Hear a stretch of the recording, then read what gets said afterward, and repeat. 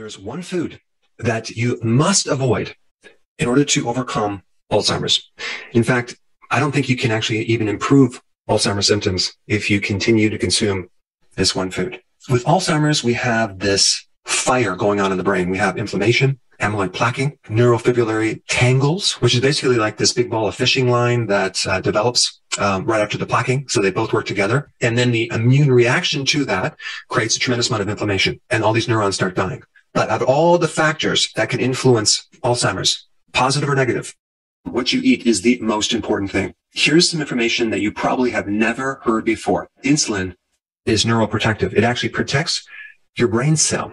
It actually prevents this amyloid plaquing from developing. And it also prevents the accumulation of those tangled type fibers that I just mentioned. There's even therapies that certain doctors use called intranasal insulin sprays, where they actually spray insulin up your sinuses so they go right into the brain. And it's been proven that it increases memory and the ability to learn. So one big factor relating to insulin is that if you're deficient in insulin, your risk for getting amyloid plaquing goes up. What increases insulin? Carbs. So should we start eating carbs? Okay. Is that going to help the situation? No, because carbs raise blood sugars, and people with high blood sugar, like diabetics, have a much higher risk of getting Alzheimer's. So this is confusing because carbs increase insulin, and that should naturally prevent you from getting Alzheimer's, but it actually causes Alzheimer's. This is why some people coin the term type 3 diabetes is Alzheimer's. Okay, here's the missing information. When you increase insulin, you instantly create resistance.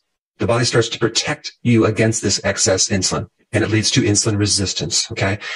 When you have insulin resistance, you actually have a deficiency of insulin inside your cells. So more insulin creates a deficiency of insulin. Sounds strange, sounds counterintuitive, but now you know why. Because the body forms this protective mechanism, which is insulin resistance. And as far as how this relates to Alzheimer's, you have the blood-brain barrier, okay, that can actually be resistant to insulin. Now, even though the brain does make a little bit of insulin, majority of the brain's insulin is dependent on what's happening throughout the body.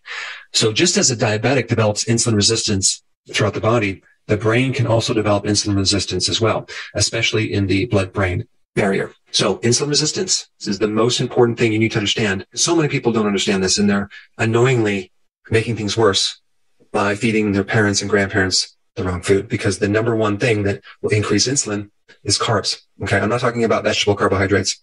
I'm talking about sugars. I'm talking about refined grains. And I'm talking about grains as well. Yeah. Breads, pasta, cereal, crackers, biscuits, waffles, pancakes, muffins, juice, desserts. All these things will absolutely positively make things worse. You can't fix Alzheimer's on top of these carbs. It's impossible. You must fix insulin resistance. The carbs aren't the only thing that creates a spike in insulin. Okay. And by the way, when you fix insulin resistance, the neurons finally get the level of insulin that they need to help this neuroprotection and decrease the inflammation. Now, carbs in general, especially in the refined form and sugars, create a tremendous amount of inflammation too in the brain. That's in addition to the insulin problem. All these carbs also create a lot of mitochondrial damage, okay, which destroy the mitochondria, which is the energy to the neuron itself. And also at the same time, creating a lot of oxidation and free radical damage, and a lowered ability to deal with that, because consuming a lot of sugars and refined carbs decrease your antioxidants. So we have all this inflammation without any ability to counter the inflammation. So what is the most important thing you can do if you have a loved one that has Alzheimer's, or you are starting to develop symptoms for Alzheimer's, is to understand this mechanism and fix insulin resistance. And there are several ways to do it. Okay. Number one, you must lower your carbs so you can start shifting your body running on ketones, which is a preferred, better, more efficient fuel to the brain cells. So if you get a ketone meter, you want to make sure you're in ketosis. I'm talking about 0.5 to 3 millimoles. That would be the level that you want to shoot for. Now you can also increase those ketones by doing some other cool things like adding exercise and adding fasting, which I think you should do as well. But the point is, if there's damage in the brain from this insulin problem and this glucose problem, thank goodness there's another pathway. You can actually start feeding the brain cells. So any patient who has Alzheimer's must be feeding their brain cells ketones if they want any chance of turning things around. Okay, so that's number one, getting on the ketogenic diet. The next thing you need to know about insulin resistance to be able to fix it is that the frequency of meals, okay, the more times you eat and snack, the more you're going to raise insulin, okay? So you also must do intermittent fasting. And if you have signs of Alzheimer's, okay, or you're at risk, you really need to be on what's called OMAD, which is 1 meal a day. That meal needs to be healthy and it needs to be big enough and providing you with all the nutrition, but allowing your body to fast for 23 hours is super, super important because you're going to keep your insulin low. You're going to actually start to allow the neurons to be fed with insulin. You're going to turn around insulin resistance so much faster. So the worse someone has Alzheimer's, the less frequent they should eat. And you would see a dramatic improvement if you did this. So 1 meal a day and make sure that meal is the ketogenic diet. Well, I'm 57 years old. I'm 6'2". I weigh 185 pounds and I can easily run my body on 1 meal a day. Okay. I have more calories, but my body does very, very, very well on that. So anyone that is over the age of 50 really should be considering 1 meal a day simply because we don't need so many calories, especially if you're not doing hardcore workouts. And if you talk about Alzheimer's patients, which are not typically active or they're in home or assisted living, I mean, they're not burning off these calories. To feed them more than 1 meal a day is completely unnecessary. And unfortunately, they're usually getting 3 meals a day plus snacks. Completely way too much food. Because anytime you have insulin resistance, you're going to be craving carbs and you're going to be hungry all the time.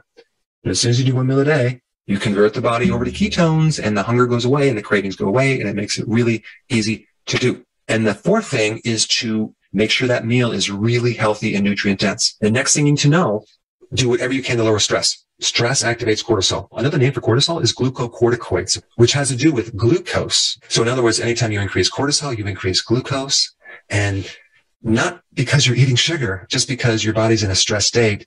That can create insulin resistance.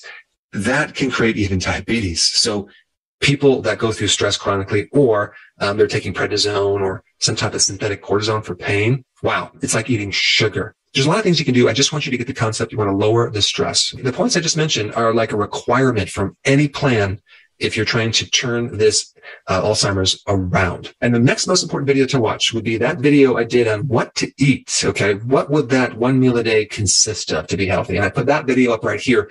Check it out.